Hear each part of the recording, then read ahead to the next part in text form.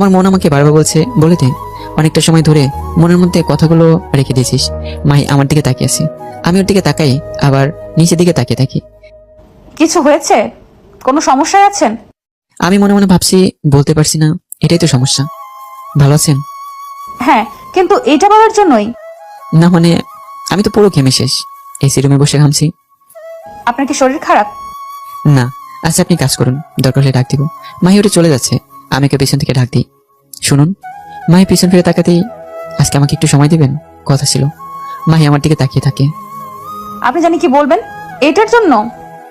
হ্যাঁ। মাহি আর কাশি দিয়ে বললেই পারেন, এটার জন্য এমন করার কি আছে। এরপর চলে যায়।